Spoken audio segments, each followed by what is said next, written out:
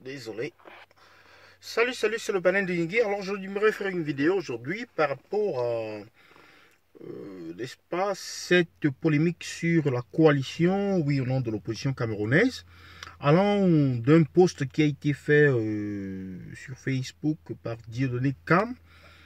Il dit ceci: coalition des opposants. Ils me font rire, ces opposants. Je cite: ils me font rire, ces opposants. Je ris parce que quand tu les entends parler, chacun dit nos portes sont ouvertes.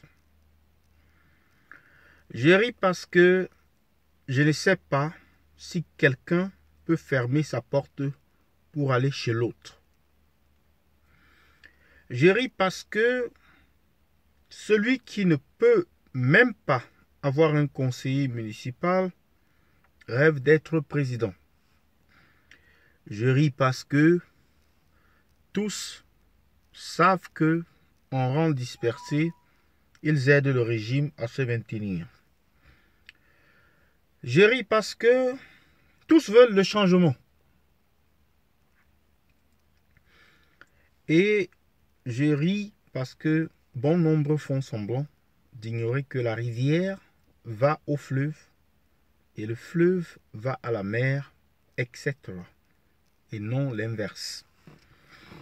Voilà donc un texte ou un poème qui est lourd, n'est-ce pas, d'enseignement. En réalité, ce problème de coalition de l'opposition est quelque chose, une information en fait qui est beaucoup travaillée ou bien qui est beaucoup véhiculée par le régime en place. Simplement, ça les intéresse de le faire. Pourquoi? Parce que,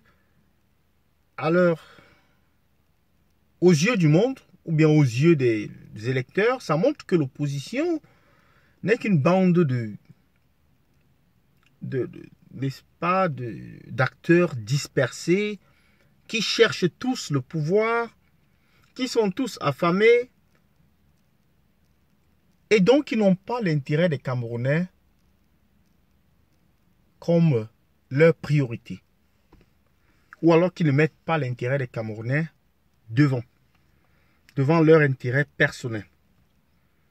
Et c'est un peu ce narratif que le RTPC fait tout le temps. Soit ils font ce narratif, soit ils attaquent ceux qu'ils pensent qui sont un peu populaires, ceux des opposants dont ils pensent qu'ils sont un peu populaires, notamment les deux les plus populaires, c'est-à-dire, ou les trois. Il y a Kamto, il y a Cabral Libi et il y a Akerimuna. Voilà ceux, vous allez remarquer, qui sont les plus attaqués dans la presse, dans les chaînes de télévision, sur les réseaux sociaux, etc., etc. Alors, la raison pour laquelle le régime insiste sur la coalition, parce qu'ils savent ils savent combien c'est difficile de faire la coalition, ils savent qu'ils peuvent manipuler certains opposants au point de les amener à désister, donc déstabiliser l'opposition. De l'autre côté, ils fuient le débat sur le code électoral, ils fuient le débat sur les élections elles-mêmes, c'est-à-dire le bulletin unique de vote, c'est-à-dire un bulletin de vote qui comporte les noms de tous les candidats. Ils préfèrent qu'on parle de en fait, cette élection se résume à parler de l'opposition et de ses incompétences et de sa dispersion et de son manque de sérieux, ainsi de suite, tout cela pour discréditer l'opposition. Mais alors, qu'est-ce que l'opposition doit faire? Elle doit simplement se mettre à la hauteur du jeu et puis faire ce que le peuple demande. Le peuple demande un changement. Donc, quel que soit ce que vous pouvez, n'est-ce pas, construire comme coalition pour faire en sorte que ce changement soit réel. Et puis attaquer le code électoral. Et puis attaquer également, surtout, ce bulletin unique.